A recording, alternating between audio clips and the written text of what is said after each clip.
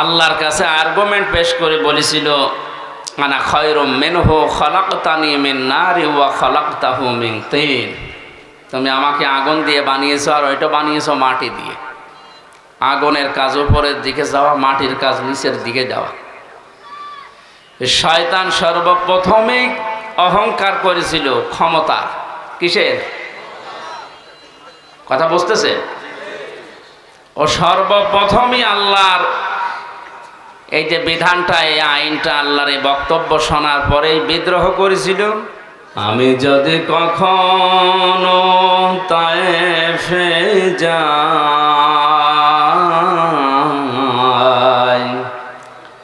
বলবো মাটিকে ডেকে নবীজির খুন সরল কোথায়, বলে দাও তাই আজ আমাকে প্রতিশোধের দাবানল জ্বালাবো হেথায়। বালাগাল উলা বিকামালিহি কাশাফাত দুজা বিজামালিহি হাসনাত জামিউ খিসালিহি সাল্লু আলাইহি ওয়া আলিহি। আল্লাহুম্মা আমিন। ربنا ظلمنا أنفسنا وإن لم تغفر لنا وترحمنا لنكونن من الخاسرين। রব্বুল আলামিন মধ্যম কুতুব দিয়া যুব ব্যবসায়ী ভাইদের উদ্যোগে তাফসীরুল কোরআন মাহফিলে গনার বোঝা মাথায় নিয়ে হাজারো বান্দা বান্দি আমরা এই গভীর রজনীতে হাত তুলেছি। আজকের আশা বসা কোরআনের এই ময়দানের জন্য তুমি কবুল করে নাও। সওয়াব যদি দিয়েই থাকো কোটি কোটি গুণে বাড়িয়ে বিশ্ব নবী মুহাম্মদ রাসূলুল্লাহর রওজায় পৌঁছিয়ে দাও। ইয়া রব करम तो अगर करे ओ बात जुबान को जो दिल पर असर करे। रब्बना तक़ब्बल मिन्ना इन्नका अंतस समीउल अलीम व तुब अलैना इन्नका अंतत तव्वाबुर रहीम। सुब्हान रब्बिका रब्बिल इज्जति अम्मा यसिफून व सलामुन अलल मुरसलीन আলহামদুলিল্লাহি রাব্বিল আলামিন। সম্মানিত সভাপতি, কক্সবাজার পৌরসভা ১ নম্বর ওয়ার্ড আওয়ামী লীগের সম্মানিত সভাপতি জনাব আতিকুল্লাহ কোম্পানি, মাহফিলের প্রধান অতিথি,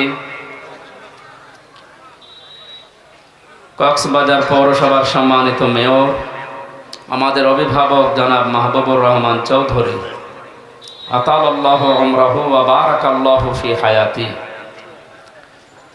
প্রধান মেহমান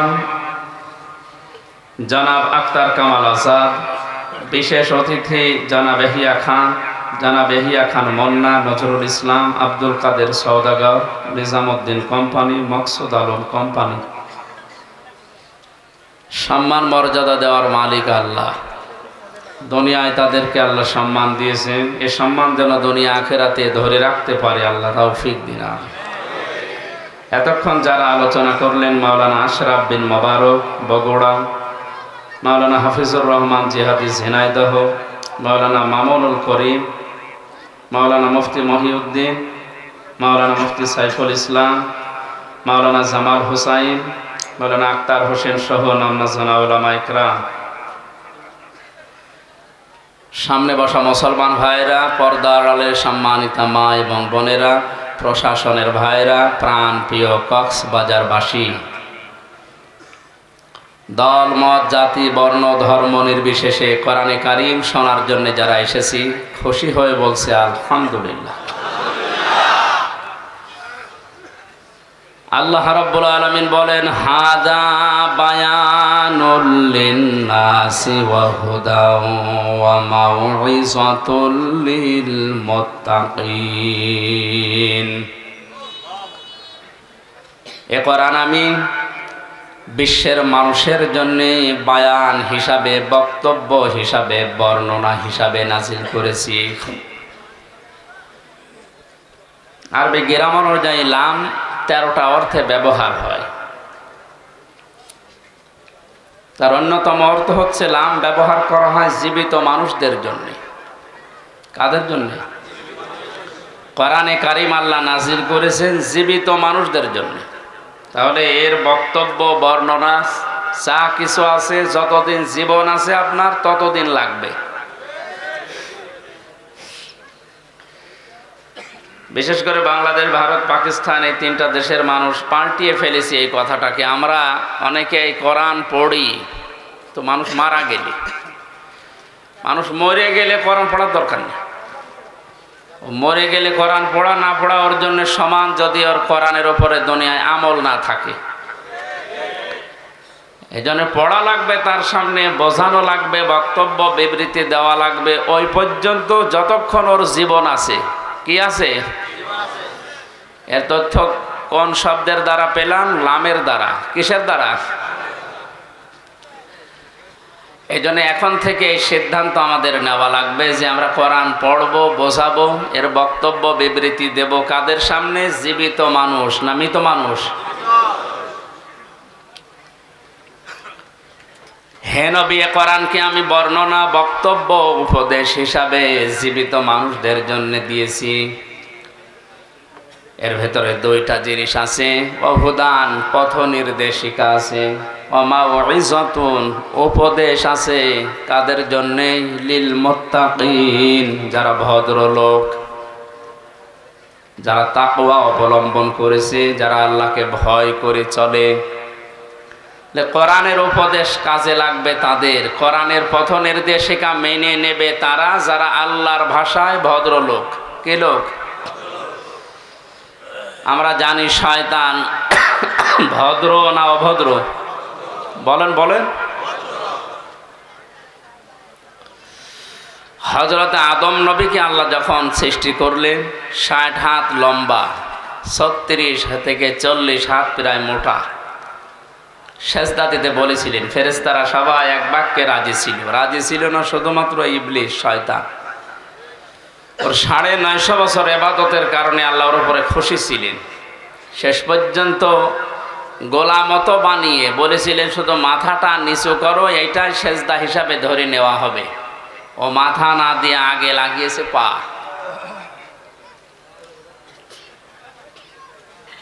আল্লাহর কাছে আর্গুমেন্ট পেশ করে বলেছিল, আনা খায়রুম মিনহু খালাকতানি মিন নারি ওয়া খালাকতাহু মিন তিন।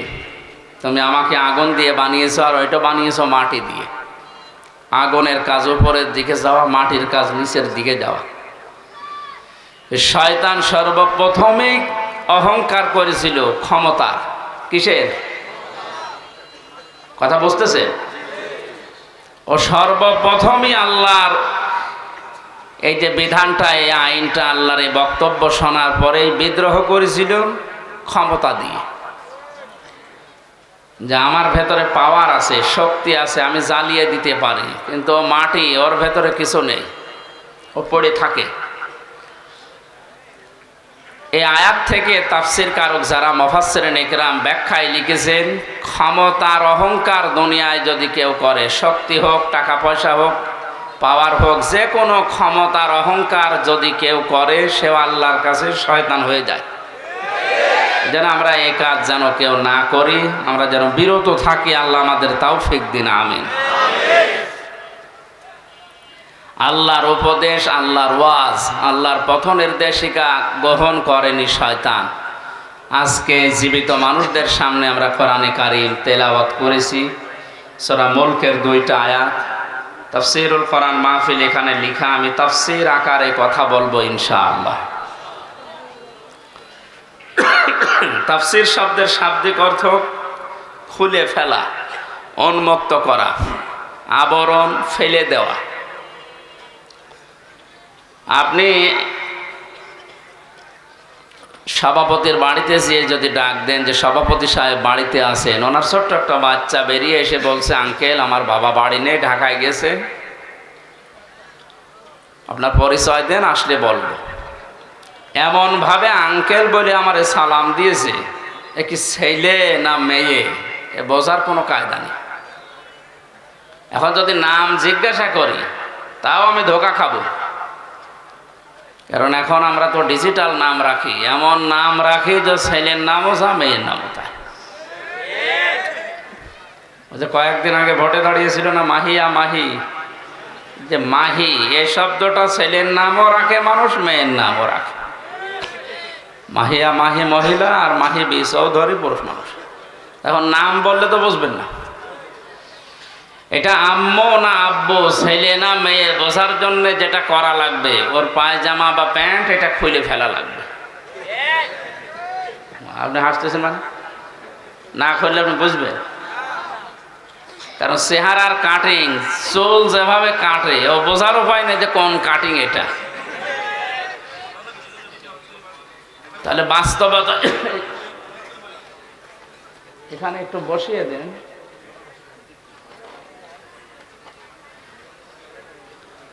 তাহলে এর যে আবরণ দেওয়া আছে পায়জামা প্যান্ট লুঙ্গি যাই বলেন, এটা যদি খুলে ফেলেন এবার আপনি টের পাবেন যে এটা ছেলে না মেয়ে, আম্মু না আব্বু। কথা বলেন ঠিক কিনা? কোরআনে কারিম জীবিত মানুষদের সামনে ব্যাখ্যা বিশ্লেষণ তাফসির যদি করা হয়, তাফসির মানে খুলে ফেলা। আমাদের ভেতরে শিরিক বেদাত কুফরি জুলুমের রোগ দিয়ে, জুলুমের আবরণ দিয়ে যারা নিজেদের পরিবার সমাজ রাষ্ট্রকে ঢেকে রাখে, কোরআনের তাফসির করলে এই আবরণগুলো খুলে যায়। দেশের মানুষ দেখতে পায় এটা হচ্ছে শিরিককারী, এটা জুলুমকারী, এটা কুফরি, এটা বেদাতকারী। এই জন্যে ইসালে সওয়াব সহ বিভিন্ন অনুষ্ঠান যেগুলো হয় 63 দিন ব্যাপী, কোনো সমস্যা নেই। খালি ঝামেলা হয় তাফসিরুল কোরআন মাহফিল লিখলে, কারণ জানে যে তাফসির মাহফিল করলে আমি যে শিরিকের, যে জুলুমের, যে কুফরের আবরণ দিয়ে ঢেকে অন্তত চলাফেরা করছি এ খুলে যাবে। মানুষ তখন বুঝবে এই তো 2 নম্বর, এই জন্য ঝামেলা। আপনারা এটা না লিখে ওয়াজ মাহফিল লিখে দিতেন। আল্লাহ কোরআনে যে ওয়াজগুলো দিয়েছেন আমরা ওয়াজ করতাম, তাফসিরুল কোরআন মাহফিল লিখেছেন, সুতরাং আমাকে এই পোস্টার অনুযায়ী অন্তত তাফসির করা লাগছে। আল্লাহ যেন আমাকে তৌফিক দেন, হেদায়েতমূলক কিছু কথা বলার, আপনাদেরকে শোনার তৌফিক দেন। জোরে বলেন আমিন। আমরা নবীর একটা হাদিস পড়েছিলাম, বিশ্ব নবী বলেন কেউ যদি তার নিজের ঈমানকে পরিপূর্ণ করে নিতে চায়, কিয়ামতের সবচাইতে বেশি কাজে লাগবে যেটা, তার নাম ঈমান। তার নাম কি? আমাদের ঈমানকে যদি আমরা কমপ্লিট করে পুরাপুরি করে আল্লাহর কাছে যেতে চাই, 4টা কাজ দুনিয়ায় করা লাগবে। কয়টা কাজ? আপনি মেলান তো, আপনি ঈমান পরিপূর্ণ করার জন্য এই 4টা কাজ করছেন কিনা। আন আবি উমামা রাদিয়াল্লাহু তাআলা আনহু قال قال النبي صلى الله عليه وسلم من أحب لله وأبغض لله ومنع لله وأطاع لله فقد استكمل الإيمان। 2টা হাদিসে আছে, বুখারী শরীফ, ইবনে মাজাহ শরীফ। আমি কথা ঘন্টাখানিক বলবো, কিন্তু শিক্ষামূলক কথা যেহেতু একটু চিন্তা ভাবনা নিয়ে শুনবেন, আর যেটা শুনবেন ওই মুহূর্ত থেকেই যেন বাস্তব জীবনে প্র্যাকটিক্যাল লাইফে আমল করতে পারি এই নিয়ত করে শুনবেন। এইটাই যদি রাজি থাকেন তাহলে হাত তোলেন, লিল্লাহে তাকবীর। অনেকে হাত তোলেনি, ঠিক আছে, অসুবিধা নেই, না মানলে আমি আর কি করব। বলিল হাক্কু মির রাব্বিকুম ফামান শাআ ফালিয়াকুম ওয়া মান শাআ ফালিয়াকফুর। হে নবী, আপনি হক কথাগুলো বলেন, যার ইচ্ছা হয় সে মানুক, যার ইচ্ছা হয় সে কুফরি করুক। ইন্না আতাদনা লিয-যালিমিনা নারা, জালেমদের জন্য আমি আগুন তৈরি করে রেখেছি। সুতরাং আমার দায়িত্ব হচ্ছে সঠিক কথাগুলো সঠিকভাবে তুলে ধরা, আর আপনার দায়িত্ব হচ্ছে ওই কথাগুলো নিয়ে বাড়ি যেয়ে চিন্তা ভাবনা করা।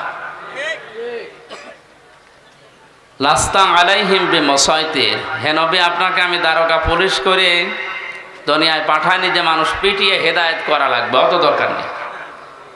আমার যতটুকু দায়িত্ব আছে আমি পৌঁছিয়ে দেব। সেই কুষ্টিয়া থেকে এসেছি কোরআনের দাওয়াত নিয়ে হেদায়েতমূলক কথা বলতে।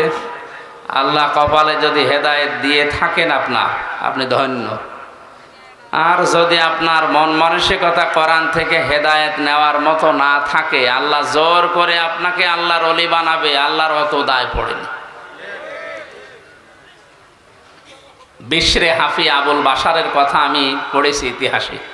লোকটা মদখোর ছিল, জেনা ব্যভিচার করে বেড়াত, বন্ধুদের সাথে যাচ্ছিল। হঠাৎ বিসমিল্লাহির রহমানির রহিম লেখা একটা কাগজ পেয়েছে। কাগজটা হাতে নিয়েই বারবার চমা খায়, শুধু আরবি লেখা। এই কারণে বন্ধুদেরকে ডাক দিয়ে বললেন, যাও তোমরা মদের আড্ডাখানায় যাও, ফার্স্ট কোয়ার্টারে যাও, আজকে আমি আর যাব না। দৌড় দিয়ে বাড়িতে গিয়ে মাকে ডাক দিয়ে বলে, মা দেখেন তো এই কাগজের ভেতরে কার নাম লেখা, আমি তো পড়তে পারি না। মনে হচ্ছে আরবিতে লেখা। মা কোরআনে কারিম পড়তে পারতো। কাগজ হাতে নিয়ে দেখে লেখা বিসমিল্লাহির রহমানির রহিম। 19টা অক্ষর আছে আয়াতের ভেতরে। কোন মানুষ যদি সওয়াবের নিয়তে একবার বিসমিল্লাহ পড়ে 190টা নাকি আল্লাহ সঙ্গে সঙ্গে লিখে দেন। আমাদের সম্পর্ক বিসমিল্লাহর সাথে। কিসের সাথে? বিসমিল্লাহর বাইরে যদি কারো সম্পর্ক থাকে, আপনি তার সাথে সম্পর্ক রাখলে মরবেন। বাশারের মা চোখের পানি ফেলে দিয়ে ডাক দিয়ে বলে, রব্বুল আলামিন তুমি কি আমার বাশারকে কবুল করেছো নাকি? বলে, কোথায় পেলে কাগজ? পথের মাঝে চলতে গিয়ে পেয়েছি। কি লেখা আছে? বাশারের মা বলে, বাবা এর ভেতরে তোমার ওই প্রভুর নাম লেখা আছে যিনি তোমাকে বানিয়েছেন। আল্লাহর 3টা নাম লেখা। বাশার ডাক দিয়ে বলে, মা আমার আল্লাহর নাম, আমার সৃষ্টিকর্তার নাম এখানে লেখা, কোথায় রাখলে সম্মান বাড়বে বলেন তো? মদ খেতে যাওয়া, জেনা করতে যাওয়া যে টাকাগুলো আজকে আমি আর খরচ করিনি, এই টাকা আজকে আমি আর মদ খেতে যাব না।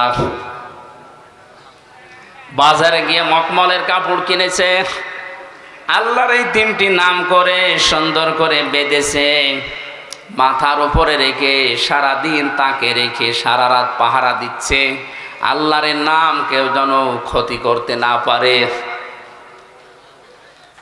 হঠাৎ তার ঘুম এসে গেছে। ঘুমের ভেতরে কে যেন ডাক দিয়ে বলছে, বাশার পথের মাঝখান থেকে তুলে এনে আমার নামকে যেভাবে সম্মান দিলে, আমিও তোমার নামকে আজকে সাধারণ মানুষের ভেতরে আর না, আমার বিশেষ বিশেষ বান্দাদের সাথে আমার কোরআনে কারিমের আয়াতকে সম্মান দেওয়ার কারণে তোমার নামটা আমার বিশেষ বান্দাদের সাথে লিখে দিলাম।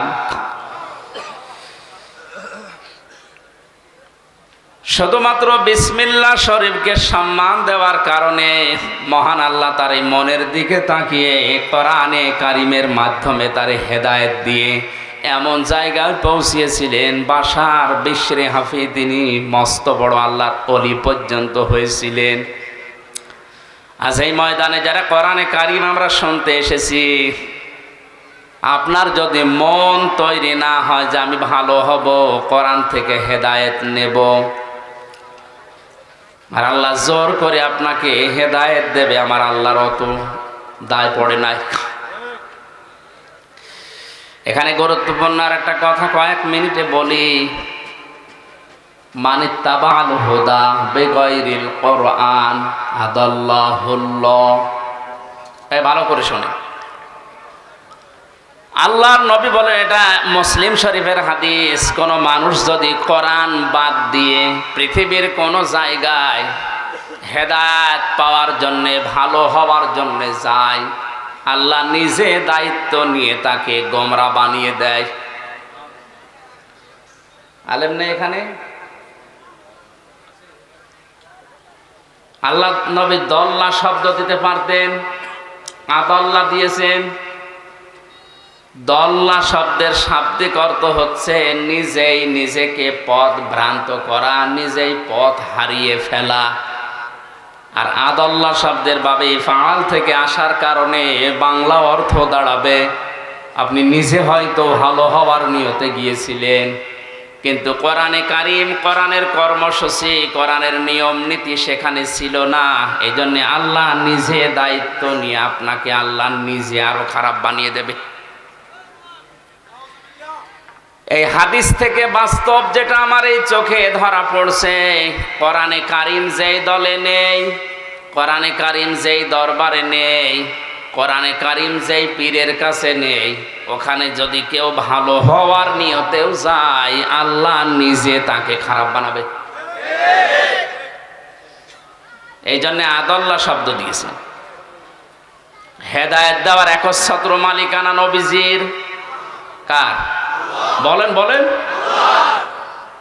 তিনি যদি বলেন যে আমি তোকে নিজে গোমরা করে দেব, পথ ভ্রান্ত করে দেব, পথ ভ্রষ্ট করে দেব, কক্সবাজারবাসী বলেন কে আপনাকে হেদায়েত দিয়ে জান্নাতের পথ দেখাবে? বলছে আল্লাহ। আপনি কোন জগতে আছেন? ভালো করে শুনতে বলছি। শাব্দিক অর্থ এটা বাবে ইফাল থেকে আসার কারণে আদাল্লাহুল্লাহ, আল্লাহ নিজে দায়িত্ব নিয়ে, তিনি ফাইল, এখানে তিনি কর্তা, নিজে দায়িত্ব নিয়ে আপনাকে গোমরা বানাবে, খারাপ বানাবে। আর আগে যদি বিড়ি না খেতেন, যেখানে কোরআন নেই ওখানে গেলে আপনি বিড়ি খাবেন। তার বাস্তব প্রমাণ আমার কুষ্টিয়ার লালনের মাজার। কত মানুষ বিভিন্ন জেলা থেকে যায়, মনে করে যে আল্লাহর ওলি, অথচ কোরআন ওখানে চলে না। এই কথা বলে না কেন? ওখানে মন মন গাঁজা পাওয়া যায়। আর অধিকাংশ মানুষ থাকে মানে উল্টা পাল্টা, নারী নিয়ে যা তা করে, এরপরে লাল পানি মানি খায়। একবার রাত 9টার সময় যে দেখে একজনকে দুধ খাওয়াচ্ছে, বললাম ভাই কি করে? এর গায়ে তো কোনো পোশাক আশাক নেই। তোর পোশাক নেই তাতে কি, এ আল্লাহর ওলি, এর ভেতরে মাল আছে। মাল যা আছে সব তো দেখা যাচ্ছে।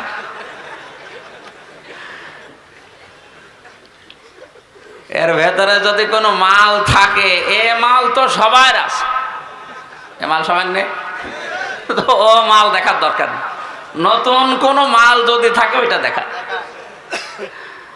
তো দেখেন, এখানে কোরআনের নিয়ম নীতি থাকলে একটা মানুষ, যেখানে হাঁটুর উপরে কাপড় তোলা একজন পুরুষের জন্য নিষিদ্ধ, হারাম, আর উলঙ্গ হয়ে প্রায় বসে আছে, আর ওরে দুধ খাওয়ায় আর মনে করে আল্লাহর ওলি, এখানে কোরআন আছে?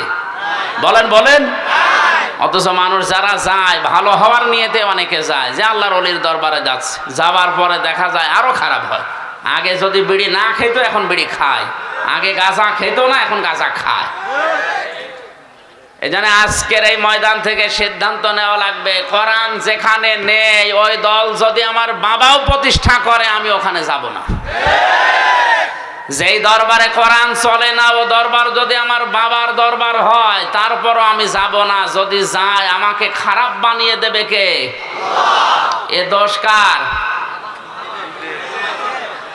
কারণ কোরআন নেই, তুই ওখানে গেলি কেন?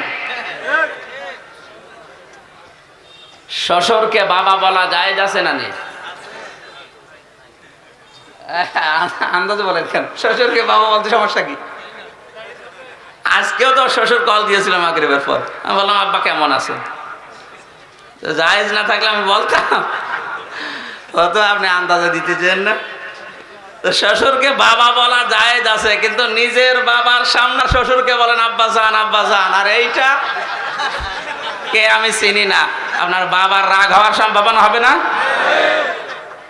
কোরআন পাঠিয়েছে আল্লাহ হেদায়েত দেওয়ার জন্য। হাদা বায়ানুল লিন্নাস হুদা ওয়া মাউইযাতুল লিল মুত্তাকিন, যালিকাল কিতাবু লা রাইবা ফিহি হুদাল লিল মুত্তাকিন। এরকম বহু আয়াত কোরআনে আল্লাহ দিয়েছেন যে এটা হেদায়েতের কিতাব। মানিত্তাবাআল হুদা ফামান তাবিআ হুদায়া ফালা খাউফুন আলাইহিম ওয়ালা হুম ইয়াহজানুন। এরকম প্রায় 26টা আয়াত আছে কোরআনে কারীম, প্রমাণ করে যে আমি হেদায়েত দেওয়ার জন্য দুনিয়ায় এসেছি। সুতরাং নিজের বাবার সামনে শ্বশুরকে বাবা বলা জায়েজ আছে, তারপরও যদি বারবার বলেন, বাবার মনে যেমন দুঃখ লাগার সম্ভাবনা আছে। কোরআন আল্লাহ পাঠালো হেদায়েত দেওয়ার জন্য, এইটা বাদ দিয়ে আপনি যার কাছে যাবেন, আল্লাহর তখন আপনার বাবার মতো রাগ হবে, দেখি তোর ওই পীর কেমন করে হেদায়েত দেয়। এই জন্য অধিকাংশ দরবারে গেলে মানুষ আজ হেদায়েত পাওয়ার পরিবর্তে গোমরা হয়ে যাচ্ছে। চট্টগ্রামের মরহুম আব্দুল জব্বারের দরবারে গেলে সন্তানমণি কোরআন তুলে দিত যে কোরআন পড়ো, আল্লাহকে পেয়ে যাবে। ফুরফুরা শরীফের যারা পুরাতন পীর ছিল সেখানে গেলে মানুষ আগে বলতো যে কোরআন শরীফ তুলে দিলাম আল্লাহকে পেয়ে যাবেন, যান। এখন অধিকাংশ দরবারে আর কোরআন তুলে দেয় না, দেয় কি বিভিন্ন নামের জিকির দেয়। আল্লাহর নামে জিকির দিলেও তার সঠিকটা দিলে হয়, সুবহানাল্লাহ, আলহামদুলিল্লাহ, লা ইলাহা ইল্লাল্লাহ, আল্লাহু আকবার, এগুলো দেয় না। এমন জিকির দেয় ও কোরআনেও নেই, হাদিসেও নেই, সব বানিয়েছে। এই হো হো বলে জিকির আছে, সব চিটারি। এই দরবার টিকিয়ে রাখার জন্য নতুন নতুন করে একটা জিকির আবিষ্কার করে। এই ব্রাহ্মণবাড়িয়ার এই লাইনে কিছু মানুষ আছে, এবার আর একটা জিকির আরম্ভ করেছে, এর নাম নাই, নিতে পারলাম না। কি জিকির শুরু করেছে দেখেন। সূরা আরাফের 181 নাম্বার আয়াতটা বলছি বাড়িছে, যারা এই সমস্ত জায়গায় যান একটু মিলানি আয়াত। ওয়ালিল্লাহিল আসমাউল হুসনা ফাদউহু বিহা ওয়া যারুল লাযিনা ইউলহিদুনা ফি আসমাইহি সায়ুজজাউনা মা কানু ইয়ামালুন। জোরে বলেন আল্লাহু আকবার। আল্লাহ পাক বলেন আমার অনেক সুন্দর সুন্দর নাম আছে, যে নামে পারো আমি আল্লাহকে ডাকো। আপনি ইয়া রহমান বলে ডাক দেন, অসুবিধা নেই। ইয়া খালেক বলে ডাক দেন, অসুবিধা নেই। কিন্তু সাবধান, আমি আল্লাহর নামকে উলট পালট করে এলহাদ করে আমার নামকে পরিবর্ধন করে কাটছাট করে তোমরা ডেকো না। কে বলছেন বলে তো? আল্লাহর এই ওয়াজ শোনার পরেও যদি কেউ হো হো ইয়ালি বাবা, শালি বাবা, বিভিন্ন বাবার নামে জিকির করে, ও হেদায়েত পাওয়ার পরিবর্তে আল্লাহ ওরে নিজে আরো গোমরা করে দেবে। সুতরাং সিদ্ধান্ত যদি নিতে পারেন যে আজকের তাফসীর থেকে যেটা শুনবো আমি মেনে নেব, তাহলে কোরআন আপনাকে পথ দেখাতে পারে। সে ক্ষমতা কোরআনের আছে না? কোরআনে ক্ষমতা নেই? আর যদি আপনার এরকম সিদ্ধান্ত হয় যা শুনি এক কান দিয়ে শোনো আর এক কান দিয়ে বের করে দেব, কিয়ামত পর্যন্ত এখানে ওয়াজ হলেও আপনার কিছু হবে না। এরকম ওয়াজ শোনার জন্য এসেছেন না। আমরা ঈমানকে যেহেতু পরিপূর্ণ করে নিতে চাই, কয়টা কথা বলেছিলাম? জবান খুলে বলেন কয়টা? খুব ভালো করে মিলান। আপনার ঈমান আসলে পরিপূর্ণ হচ্ছে না, আরো ঈমান ধ্বংস হয়ে যাচ্ছে। আল্লাহর নবী বলেন মান আহাব্বা লিল্লাহ, কেউ যদি তার ঈমানকে পরিপূর্ণ করে নিতে চায়, সে যাকে ভালোবাসবে সেটা যেন আল্লাহর জন্য বাসে, দুনিয়ার কোনো স্বার্থ পাওয়ার জন্য না, দুনিয়ায় কোনো নামের জন্য না, ভাইরাল হওয়ার জন্য না। সে শুধু ভালোবাসবে কাউকে। কার জন্যে? আমাদের আজ এইটা কিন্তু দিন দিন কমে যাচ্ছে। আমরা আল্লাহর জন্য কাউকে ভালোবাসতে পারছি না। ওয়াবগাদা লিল্লাহ, কাউকে যদি কেউ ঘৃণা করে, কাউকে যদি কেউ ছেড়ে দিতে চায়, সে যেন অবশ্যই আল্লাহর জন্য ছেড়ে দেয়। আপনি যদি কোনো মানুষকে ছেড়ে দিতে চান, বন্ধুত্ব ছিল 20 বছরের, এখন আর রাখতে পারছেন না, দেখবেন এই লোকটা আল্লাহ রাসূলের বিরুদ্ধে গেছে, এই জন্য আমি আর ওর সাথে নেই। আজ 50 বছরে দলে আছি, কিন্তু এখন দেখি এটা কোরআন হাদিসের বাইরে। যদি ঈমান পরিপূর্ণ করে নিতে চান, এই মুহূর্তে আপনাকে তালাক দেওয়া লাগবে। ওয়া তাআ লিল্লাহ, কাউকে কিছু যদি দেন, দান করেন, হাদিয়াও দেন, এটা শুধু আল্লাহর জন্য দেওয়া লাগবে। আজ আমরা অনেক কিছু দিতেছি, দান করছি, কিন্তু সব দলীয়করণ এই লাইনে চলে গেছে। আমি যে ঈমান পরিপূর্ণ করে নেওয়ার জন্য আল্লাহর জন্য দেব, এই মন মানসিকতা আমাদের নষ্ট হয়ে যাচ্ছে। অমানা আলিল্লাহ, আপনি যদি নিষেধ করেন কাউকে দিতে, কাউকে দেবেন না, এইটাও হওয়া লাগবে শুধুমাত্র আল্লাহর জন্যে। নবীজি বলেন কথাগুলো যদিও ছোট ছোট, এই চারটা কথা যাদের মগজ আছে মাথায়, তামাম দুনিয়া দেখবেন এর ভেতরে লুকিয়ে আছে। আমার তো মনে হয় এই চারটা কথায় নবীজি যা জানাতে চেয়েছেন, আমার যতদিন হায়াত আল্লাহ দিয়েছেন, আমি এই চারটা পয়েন্টের উপরে যদি কথা বলি আমার জীবনই শেষ হয়ে যাবে। সব এর ভেতরে আছে। আপনি কাউকে ভালোবাসবেন আল্লাহর জন্যে, কাউকে ঘৃণা করবেন আল্লাহর জন্যে, কাউকে দান করবেন আল্লাহর জন্যে, দান করা থেকে বিরত থাকবেন আল্লাহর জন্যে, তাহলে দুনিয়ার থাকে কি? এই চারটা গুণ যদি কেউ অর্জন করে, নবীজি বলেন ফাকাদ ইস্তাকমালাল ঈমান। এই আরবি গ্রামার যারা জানে, ফা ব্যবহার হয় 19টা অর্থে। কয়টা? এর 13 নাম্বার কায়দাতে আছে, বালাগাত মান থেকে দেখবেন। এই ফা ব্যবহার করার নিয়ম হচ্ছে, আগের যে বর্ণনা নবীজি করছিলেন বা আপনি করছিলেন, এই কথাগুলো যদি কেউ মেনে নেয়, তাহলে পরের কথায় ফা দিয়ে গ্যারান্টি দেওয়া হচ্ছে। এরপরে আবার কদ আছে, কদ মানে নিশ্চয়, অবশ্যই। নবীজি বলেন ফাকাদ ইস্তাকমালাল ঈমান। এই চারটি গুণ যদি কেউ দুনিয়ায় অর্জন করে, ও যেন ওর ঈমানকে পরিপূর্ণ করে নিল। জোরে বলেন আল্লাহু আকবার। আমি সহ যারা শুনলাম, এখন থেকে এই হাদিসটার উপরে যেন আমল করতে পারি, নবীজি আল্লাহ তাওফিক দিন। জোরে বলেন আমিন। সূরা মুলক থেকে 2টা আয়াত পড়েছি, জবান খুলে তাফসীর শোনার নিয়তে। শয়তান যদি আশপাশে থাকে যেন চলে যায়। বলেন আউযু বিল্লাহি মিনাশ শাইতানির রাজিম। বিসমিল্লাহির রহমানির রহিম।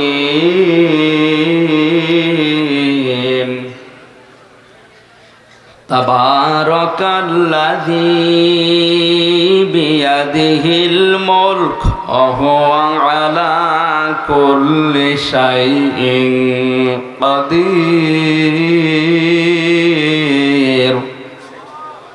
আল্লাযী খালাকাল মাউতা ওয়াল হায়াতা লিয়াবলুয়াকুম আইয়ুকুম আহসানু আমালা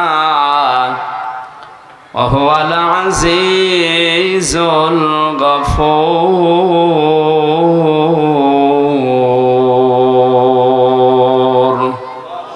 সাদাকাল্লাহুল আযীম। সূরা মুলক কোন সূরা? বলেন বলেন। মুলক শব্দের শাব্দিক অর্থ বলার দরকার নেই, এ ঝামেলা। আমরা সূরার অর্থের দিকে যাচ্ছি। তাবারাকা বরকতময়, আল্লাযী ওই সত্তা, বিয়াদিহিল মুলক যার হাতে ক্ষমতা। এই আয়াত পড়লে এই সূরাটার ভেতরে 30টা আয়াত আছে। কয়টা? এশার নামাজের পরে ঘুমানোর আগে কোনো মানুষ যদি প্রতিনিয়ত এই সূরাটা পড়ে, আর এর ভেতরে 30টা পয়েন্ট আছে। এই 30টা পয়েন্ট যদিও দুনিয়ার প্র্যাকটিক্যাল লাইফে সত্যি আমল করতে পারে, মরণের পরে এই সূরা কবরে তাকে শাস্তি থেকে বাঁচিয়ে দেবে। এমনকি কিয়ামতের ময়দানে সূরায়ে মুলক আল্লাহর সামনে দাঁড়িয়ে ঝগড়া পর্যন্ত করবে রব্বুল আলামিন। তোমার এই বান্দা তার প্র্যাকটিক্যাল লাইফে আমাকে আমল করেছিল, আমাকে কাজে পরিণত করেছিল, সুতরাং আমি তোমাকে বলছি তোমার এই বান্দাকে তুমি মাফ করে দাও, নয়তো তোমার কোরআন থেকে আমারে কেটে বাদ দিয়ে দাও। আমার মতো সলিমদ্দি আপনার মতো মানুষের জন্য কোরআন থেকে আল্লাহ আয়াত কেটে বাদ দেবে? বলেন বলেন। শেষ পর্যন্ত আল্লাহ আমাকে আপনাকে যারা এই আয়াতটা এখন থেকে আমল করবেন, শেষ পর্যন্ত নবীজি বলেন আল্লাহ তাদেরকে মাফ করেই দেবে।